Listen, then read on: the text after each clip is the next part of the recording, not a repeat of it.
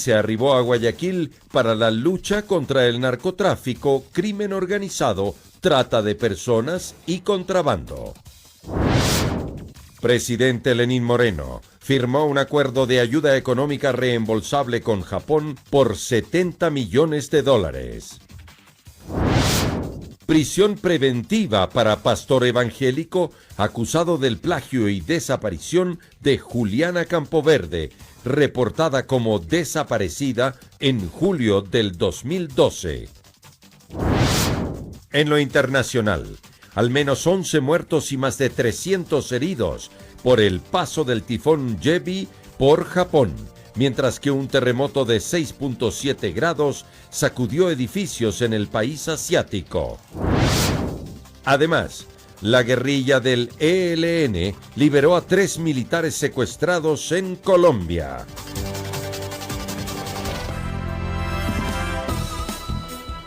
Miércoles 5 de septiembre del 2018, amigos, es un gusto estar nuevamente con ustedes aquí en Emisión Estelar del Comercio TV con lo más destacado de esta jornada. Aquí iniciamos. Como ejecución extrajudicial se podría investigar la muerte del policía Froilán Jiménez en la revuelta policial del 30 de septiembre del 2010. Al respecto, la Fiscalía formuló cargos contra 2 altos oficiales del Ejército. Contra 2 de los 4 militares de la Fuerza Terrestre que tenían orden de prisión preventiva, decidió la Fiscalía formular cargos por la muerte de Froilán Jiménez, miembro del Grupo de Intervención y Rescate GIR de la Policía Nacional, hecho ocurrido el 30 de septiembre del 2010 en la revuelta policial. Tuvieron que transcurrir cerca de 8 años para que se dé esta primera audiencia. Ha sido un camino muy duro, muy arduo. Hemos pasado por situaciones bastante difíciles de indignación, de impotencia. Se trata del teniente coronel Wilson R. y el mayor Fernando N., quienes participaron en el operativo de evacuación del expresidente Rafael Correa. La defensa de la familia de Froilán argumenta que existen elementos suficientes para sustentar la acusación. Tenemos las pericias de trayectoria balística, sí, de la cual se puede establecer de dónde sale la bala incriminada. Demandan se esclarezca el supuesto robo del arma del militar Wilson R. el 30 de septiembre, delito que no habría sido denunciado. Existe una cadena de mando que ellos van a tener que justificar si ante la Fiscalía General del Estado iniciaron algún tipo de acción. Caso contrario, están omitiendo o cayeron en un sinnúmero de desconocimientos del ordenamiento jurídico, tanto militar como penal. ¿Cómplices serían? Podrían pasar a ser cómplices del hecho delictivo de la muerte de Froilán Jiménez Granda. La instrucción fiscal durará 90 días. Se habla del delito de ejecución extraoficial. Una vez que la información ya no es calificada como reservada, se pedirá la comparecencia de exsecretarios de Estado. El señor teniente coronel Luis Castro, los 4 servidores militares han manifestado de que fue él quien dispuso, sí, que se trasladen a Luis Castro. Tendrá que manifestar aquí quién le dispuso a él que se remita ese tipo de armamento, munición y militar al hospital. La defensa de los imputados está segura que en los 90 días podrán demostrar que no tuvieron participación en el ilícito. Sobre la pérdida del armamento, todo está debidamente justificado. Todo. Todo está denunciado. Al ser servidores militares Wilson R. y Fernando N. deberán presentarse todos los lunes y viernes ante el fiscal Fabián Salazar, quien lleva la causa, y tampoco podrán salir del país. Un familiar de Luis D. militar contra quien no se formularon cargos quiere que se limpie su nombre. Salvaguardar el honor más que todo de la familia de él, como militar y como doctor. Informó Héctor Romero. Del 6 al 11 de septiembre, un avión estadounidense realizará sobrevuelos preliminares desde la base aérea de Guayaquil para comprobar su funcionamiento operativo y, de llegar a acuerdos, colaborar con el Ecuador. Aunque no se ha contemplado que el avión sobrevuele por la frontera con Colombia, el objetivo de su llegada es resguardar el mar territorial y ahí detectar operaciones de redes dedicadas al tráfico de armas, el narcotráfico, pesca ilegal y combustible. Se trata del avión militar P-3 de Orión de Estados Unidos, que tenía previsto su arribo la tarde de este miércoles 5 de septiembre a las 15 horas. Esta aeronave es una de las aeronaves más sofisticadas del mundo, con una de las mayores tecnologías que se puede encontrar en el planeta. De vigilancia, tanto aérea como aeromarítima. Y respecto a la información que ellos den, todo lo tendrá el Ecuador. El ministro de Defensa subrogante Diego Gómez señaló que aunque aún no hay acuerdo suscrito para que la aeronave opere en nuestro territorio, se realizarán vuelos preliminares del 6 al 11 de septiembre para observar su funcionamiento. Para observar todos los asuntos de coordinación, los asuntos técnicos, tecnológicos, con base en lo cual, de parte y parte, si todos estamos de acuerdo, recién se pasará a la firma del acuerdo. El avión estará vigilado permanentemente por equipos ecuatorianos. Van a estar integrados también por oficiales del Comando de Operaciones Navales y de la Dirección Nacional de los Espacios Acuáticos, quienes al verificar si es que existe alguna actividad que sea ilícita o posiblemente ilícita en el mar, comunicará a nuestros medios que se encontrarán en el mar de manera que puedan reaccionar. El Ecuador tendrá toda la información que se emita desde esta aeronave, con un informe después de cada vuelo y operación que tenga. El responsable será el Comando de Operaciones Aéreas en Guayaquil. En Quito informó Andrea Orbe. La ministra del Interior, María Paula Romo, anunció la intensificación de los controles para reducir el índice de muertes violentas en Durán y los robos al pie de los semáforos en Guayaquil. Junto a la gobernadora Juana Vallejo y la comandante Tania Varela, participaron en la incorporación de 400 policías. Allí se refirió a la marcha convocada por los coidearios del expresidente Correa.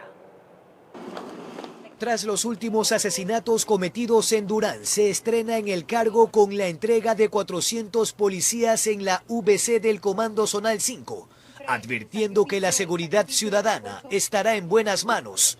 Itacos. Es inusual que la seguridad de la provincia esté en manos de 3 mujeres. Nosotras sabemos el desafío que representa y vamos a poner todo nuestro esfuerzo por tener mejores resultados que nunca. Y con las aspiraciones auténticas de seguridad y desarrollo, señora ministra, le damos la más cordial bienvenida. La ministra del Interior empezó su agenda en el Salón Libertador Simón Bolívar con la gobernadora Juana Vallejo y la comandante Tania Varela. Este jueves informó participará en una prueba de alto vuelo. De una aeronave que va a hacer patrullajes periódicos en la frontera, que es parte de la cooperación con los Estados Unidos en materia de seguridad y lucha antinarcóticos. Ya en materia de seguridad, la comandante Varela informó que también desde este jueves se enfrentarán el delito que se ha disparado por estos días. Desde el día de mañana, 6 de la tarde, van a haber personal policial en las esquinas, en los lugares, en los semáforos donde los consideramos críticos. Pero la coyuntura política no fue ajena a la ministra del Interior en torno a quienes disientan con el gobierno, siempre y cuando en el marco de la Constitución. Habló sobre la convocatoria de sus excoidearios para el próximo jueves 13 de septiembre, en la que todos terminarán en la cárcel número 4 para visitar a Jorge Glass. En los marcos de la paz y del respeto a la ley, a mirar una marcha por el cumpleaños de alguien que está sentenciado por actos de corrupción. Mire, la respuesta del gobierno es trabajar, la respuesta del gobierno es, en la medida de sus competencias, investigar los actos de corrupción, pedirles a los órganos de la justicia que investiguen los actos de corrupción, porque resulta que ahora los investigados quieren pasar a ser acusadores. Informó Jorge Escobar. El Consejo Administrativo de la Legislatura aprobó una resolución para proteger a los asesores parlamentarios que entreguen pruebas de los supuestos cobros indebidos de sus sueldos por parte de los asambleístas. Continúan apareciendo testimonios de ex asesores parlamentarios. Andrea se atrevió a mostrar su rostro en esta denuncia. A pesar de que su declaración puede ser causa para una retaliación, ella está dispuesta a contar lo que vivió durante los casi 3 meses que trabajó en el despacho de una legisladora a inicios de este año. Después de unas 2 semanas de estar trabajando en eso, se me acercó el asistente y me dijo, mira, hay este particular de que hay que sacar una cuota de aquí entre todos para cubrir una cuota de Alianza País que tiene que salir de aquí. Asegura que en el despacho a todos los asesores les descontaban una parte de su sueldo para completar la contribución que la legisladora debía entregar al partido al que pertenece.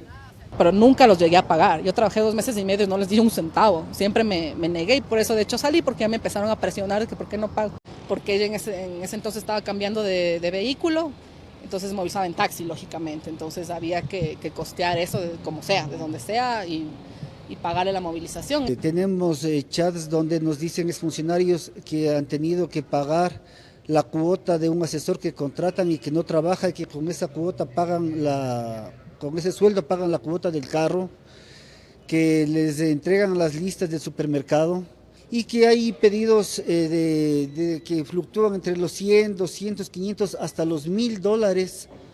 Para garantizar que estas denuncias se viabilicen de la manera correcta y proteger a quienes con pruebas entreguen documentos que demuestren esta práctica en la Asamblea, el Consejo Administrativo de la Legislatura aprobó una resolución que da garantías a los denunciantes. Garantizar bajo todo punto de vista estas investigaciones, nosotros seremos los primeros en impulsar la clarificación de estos temas. Se afirma que lo que se busca dentro de la legislatura es acabar con esta práctica, que no sería nueva. El CAL está resuelto a combatir la corrupción y también a defender el buen nombre de la Asamblea Nacional. Que respondan los que tienen que responder. Proteger a los denunciantes y garantizarles estabilidad laboral siempre y cuando las denuncias tengan sustento legal es la promesa en el CAL. Quien haga alguna denuncia con su firma y rúbrica sustentada en los documentos de respaldo correspondientes no sea pues despedido de manera inmediata por consecuencia de este tema. Hay contratos laborales que serán respaldados. Mientras tanto, aún no se confirma si este tema será analizado en el Pleno de la Asamblea, como se había anunciado.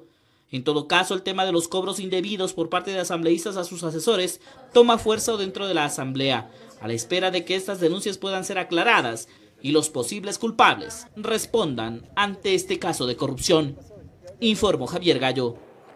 Con 7 votos a favor y 3 abstenciones, fue aprobado el informe para el primer debate de las reformas a la Ley de Comunicación.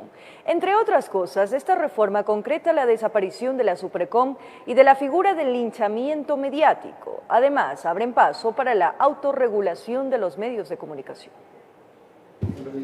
El informe quedó listo para el primer debate en el Pleno. Los principales cambios que se gestaron es que se confirma la desaparición de la Supercom. Este proyecto apunta a que no exista la posibilidad de intimidar a ningún periodista. Esperemos tener la libertad de expresión como derecho humano y ya no exista persecuciones a ningún medio de comunicación, a ningún periodista. Eso es el punto fundamental.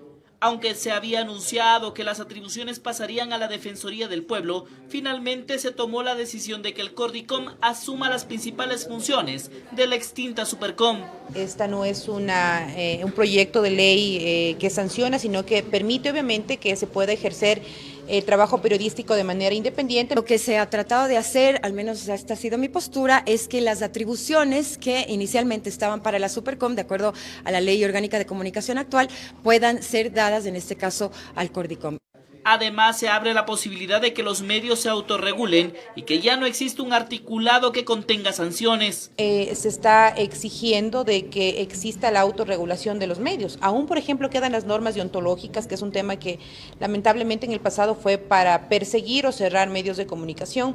Se elimina también la figura del linchamiento mediático y aún queda en el análisis del Pleno la posibilidad de que las frecuencias sean renovadas automáticamente, tal como lo pidieron los directivos de AER.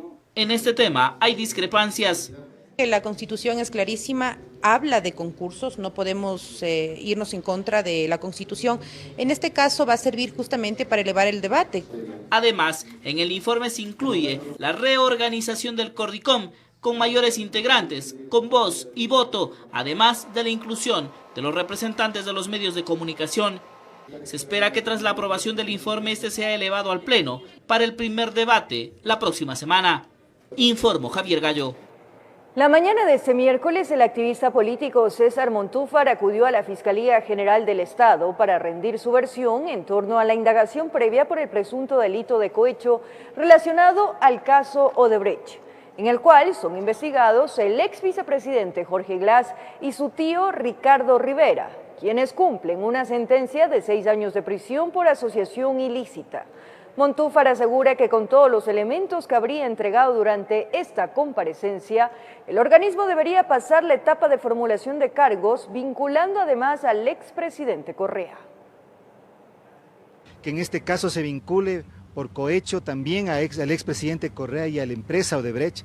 Es inconcebible que solamente en este proceso de investigación se investigue a Jorge Glass y a Ricardo Rivera sin incluir a la empresa que sobornó y supuestamente fue la que creó todo este esquema de corrupción internacionalmente, y también al expresidente Correa, quien fue indirecta y directamente responsable de que Jorge Glass estuviera al mando de los sectores estratégicos y armar esta red de corrupción. Japón firmó acuerdo de ayuda financiera al Ecuador por $70 millones para financiar el proyecto de cambio de la matriz energética. Esto durante la visita del presidente de la República, Lenín Moreno. El primer ministro de Japón firmó un acuerdo de ayuda financiera reembolsable con el presidente de Ecuador, Lenín Moreno, por $70 millones. Esto para el financiamiento de proyectos de cambio de la matriz energética. Para apoyar los esfuerzos del presidente Moreno en promover las reformas, se ha acordado sobre préstamos en yenes para el desarrollo de la sociedad, del conocimiento y la información y firmado el canje de notas, lo que me causa gran satisfacción. Y esto constituye fondos financieros que se proporcionarán de Japón después de un lapso de unos 20 años. Además, se comprometieron a trabajar por la eliminación de la doble imposición respecto a los impuestos sobre la renta y la prevención de la evasión fiscal. Adicionalmente, los representantes de Estado suscribieron un acuerdo para la colaboración en el sector de la televisión digital terrestre y en el campo de las tecnologías de la información y las comunicaciones. También acordaron la total reapertura de la cobertura de seguros comerciales para Ecuador, lo que facilitaría la exportación y la inversión de empresas japonesas en el país.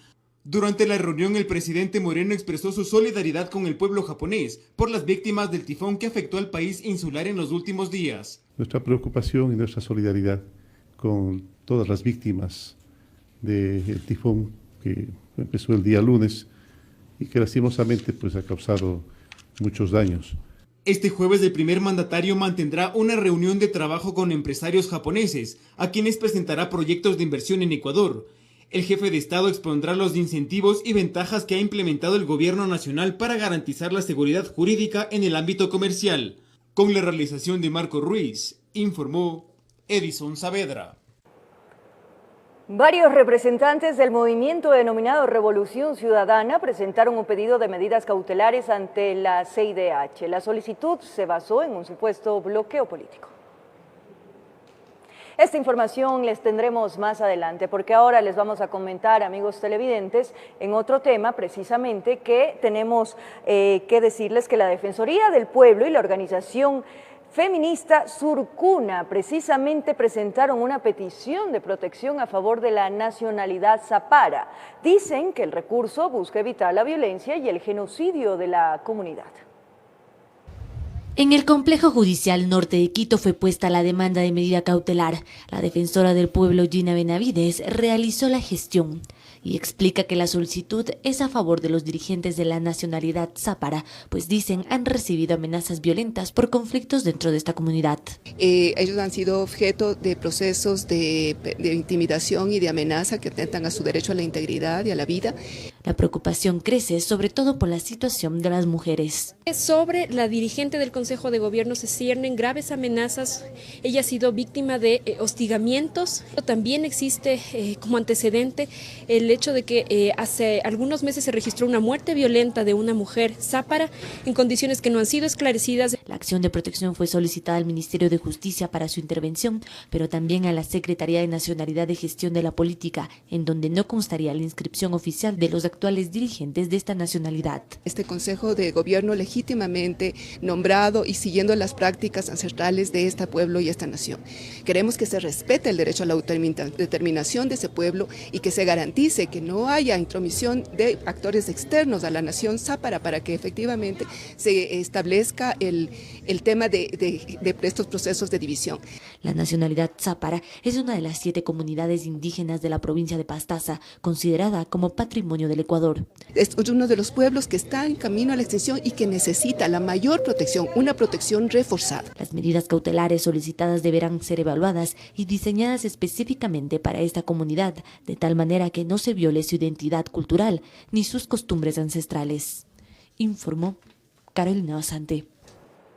En el Complejo Judicial Norte se instaló la audiencia por la disputa de terrenos entre el gobierno autónomo de la parroquia del Quinche y 14 familias que están asentadas en dichos predios. Ambas partes aseguran contar con las escrituras, escrituras que garantizarían que estos lotes son de su propiedad. Con una audiencia de 4 horas se dio inicio este miércoles al litigio de cerca de 20 hectáreas de terreno ubicadas en el Quinche al oriente de Quito. Esto luego de que el gobierno autónomo de esta parroquia demandara por el delito de presunta usurpación a varias familias afrodescendientes asentadas en dichos predios. Y es que aseguran que estos lotes donde el GAD tiene previsto construir proyectos sociales les pertenecería. Nosotros hemos justificado con toda la documentación que pertenecen al gobierno parroquial del Quinche, registro de la propiedad, escrituras públicas, tenencia del dominio y las obras que hemos venido realizando, proyectos. Esto mientras que la parte demandada también alega tener escrituras que avalarían su derecho sobre dichos predios. Hemos presentado como documentos a favor de nosotros tanto la escritura pública celebrada ante el notario de Saquisilí, como también hemos presentado los certificados de gravamen. Escrituras que para el abogado del GAD del Quinche, Edgar Fraga, no tendrían validez. La parte demandada pues ha pretendido justificar la propiedad con una escritura que legalmente no tiene el certificado del registro de la propiedad.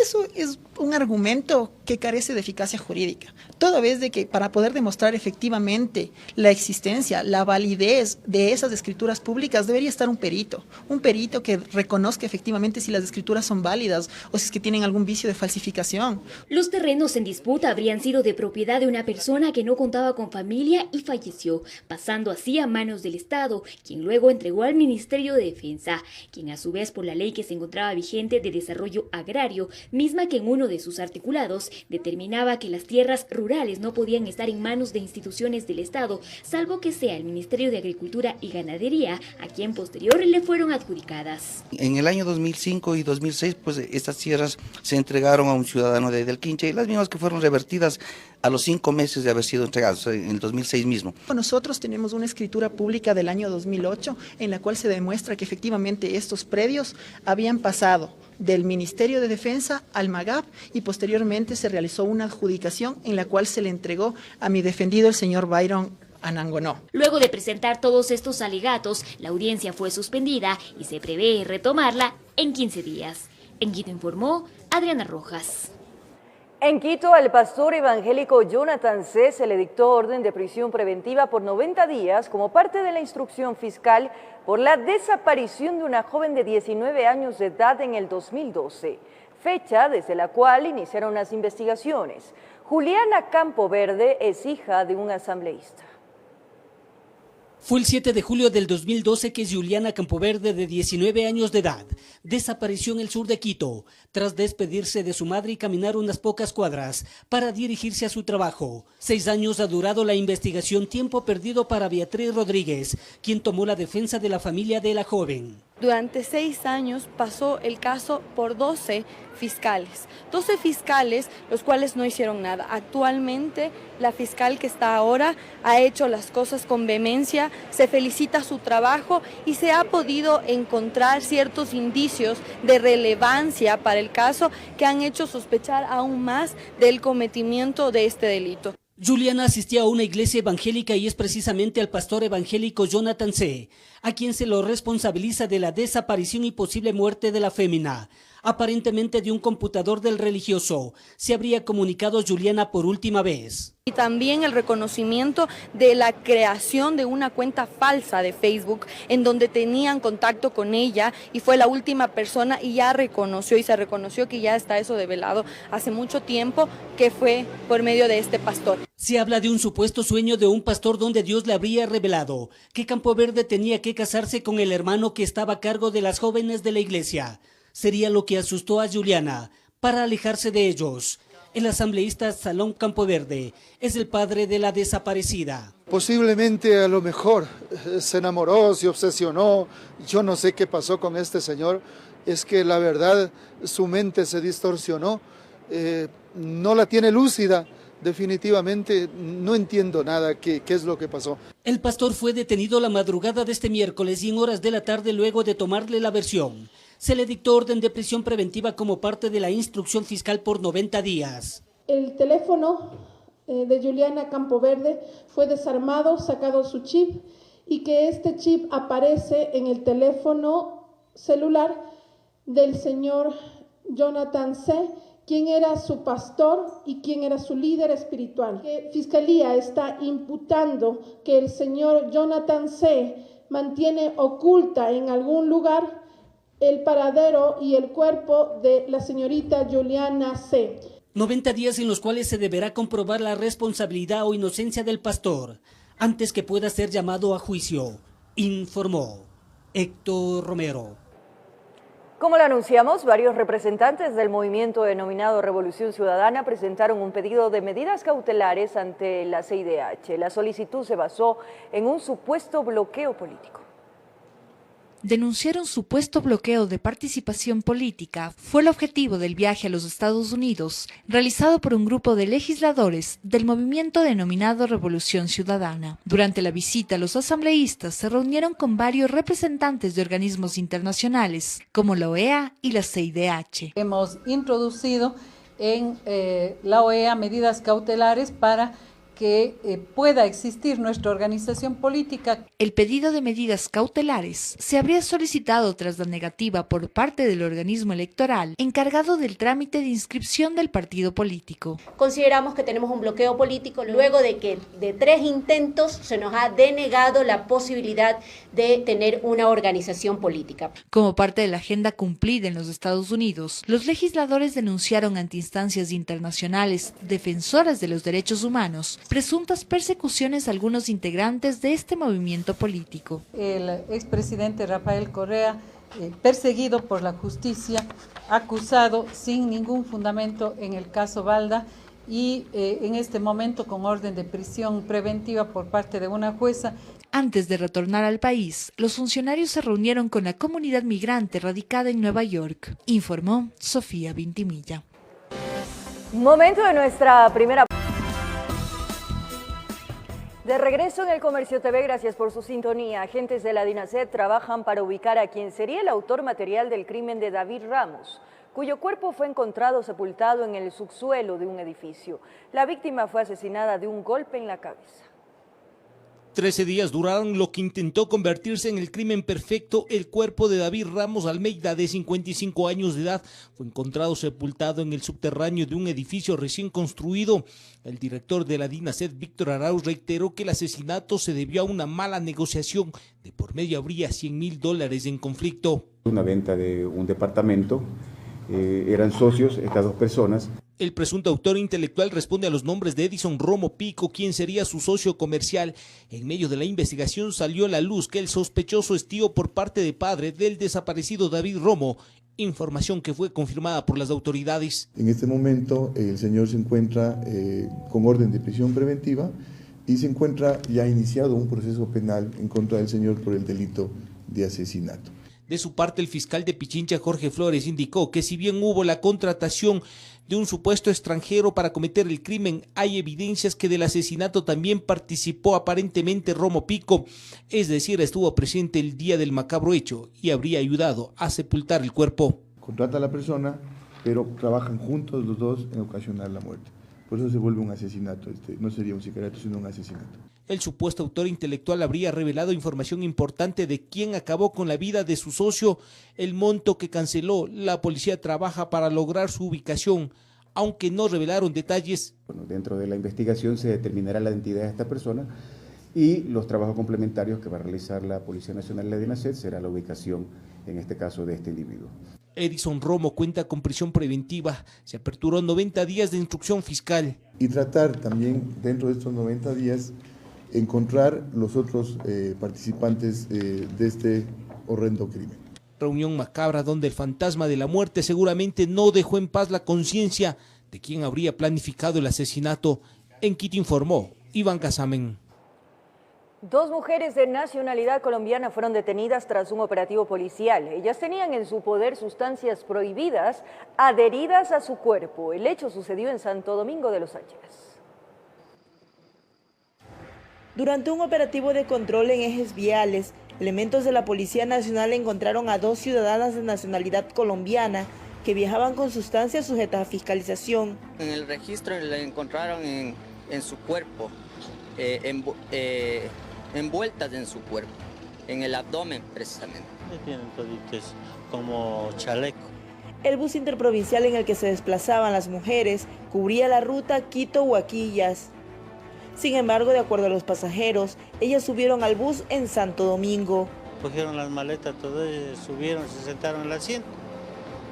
Y de ahí llegó los de inmigración, revisaron, tampoco vieron ellos nada anormal.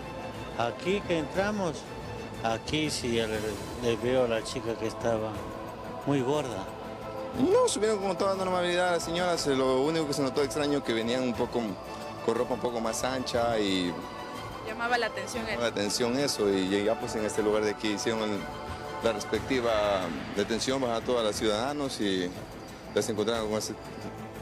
El hecho sorprendió a quienes estaban en el micro, pues debieron retrasar por varios minutos su viaje ante tal acontecimiento. Y según si el bus queda detenido, nos mandarían a otra unidad que estaría llegando en una media hora, una hora. Pues nosotros somos inocentes en esto, pero tenemos que chupar el frío también. Las detenidas fueron puestas a órdenes de las autoridades judiciales. Tras las pruebas de campo se determinó que llevaban más de 23.000 gramos de marihuana adherida a su cuerpo. Desde Santo Domingo de los Áchilas, informó Gisela Moreira. 11 personas resultaron heridas luego de que un autobús de transporte público se estrellara contra una vivienda. Ocurrió en el sector de Cumbayá, al oriente de Quito. Eran cerca de las 7 de la mañana cuando un fuerte estruendo y gritos de auxilio alarmaron a los propietarios de esta vivienda. Como pasa que hubo un temblor, pues era tremendo, fuertísimo el golpe y la gente que chillaba, gritaba. El hecho ocurrió en el sector de San Juan de Cumbayá, al oriente de la capital. Tras el incidente, los pasajeros quienes se transportaban en el autobús salieron en su mayoría por sus propios medios, mientras que los que presentaban heridas de consideración fueron auxiliados por los moradores hasta la llegada del personal del cuerpo de bomberos quienes los valoraron. Tuvimos lo que es 11 pacientes en total, entre leves y 2 personas graves con fracturas de tobillo. 4 han sido dados del alta en el lugar, 7 de ellos están trasladados a casa de salud. Según el relato de uno de los pasajeros que afortunadamente salió ileso, el vehículo no iba a exceso de velocidad y circulaba en completa normalidad. Al momento que el carro bajaba tranquilamente sonó algo debajo parece la caja, pero el señor chofer le trató de controlarle. Gracias a Dios le pudo controlar aquí en el muro, pero no, nada de imprudencia, nada. Hasta el momento se presume que una falla en el sistema de frenos sería la posible causa de este siniestro. Por ello, agentes del Servicio de Investigación de Accidentes de Tránsito CIA de la Policía Nacional llegaron hasta el lugar para levantar las pericias que contribuyan en esta investigación. Tenemos un accidente de tránsito de tipología pérdida de corriente de circulación con estrellamiento. Bueno, los neumáticos, el estado está en buen estado. En la parte externa. Tocaría hacer el desmontaje de los sistemas del vehículo para determinar técnicamente si es que ha habido un daño o probable daño que puede haber habido en el vehículo. Según las primeras indagaciones, la cooperativa a la que pertenecía este autobús, que cubría la ruta Guajaló-Cumbayá, no contaba con todos los permisos necesarios. Esto mientras que la identidad del conductor se desconoce. El conductor del vehículo se ha retirado del lugar del accidente. El conductor está también en ayuda de los pacientes. Él no está huido. El pesado automotor fue trasladado hasta los patios de retención vehicular mientras duren las investigaciones. En Quito informó Adriana Rojas. Los últimos accidentes registrados en las carreteras del país generan temor en los pasajeros que acuden a la terminal terrestre de Guayaquil. Según la CTE, de enero a julio se han registrado aproximadamente 14.000 siniestros y más de 1.200 fallecidos. Hace 3 semanas un accidente en la vía Cuenca-Molleturo dejó 12 fallecidos y más de 20 heridos tras una falla en los frenos del bus de la cooperativa Señor de los Milagros. 36 horas después, un bus internacional procedente de Colombia se volcó mientras huía de los agentes de tránsito, luego de impactar a una camioneta en la vía Pifo-Papayacta. 26 fallecidos y decenas de heridos. El último de gravedad se suscitó este fin de semana en la vía Cuenca-Loja. Allí 11 muertos y 45 heridos en los exteriores de la terminal.